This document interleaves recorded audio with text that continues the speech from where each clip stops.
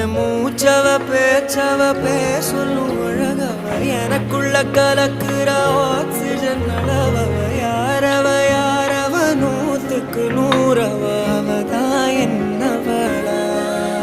முரலையவ கலையவ அழகிய நிலவவ நிழலிலும் ஜொலிக்கிற நிரந்தர ஒளியவ சரியவ தவறவ சிரிக்கிற சிரிப்புக்கு அவதான் காரணமா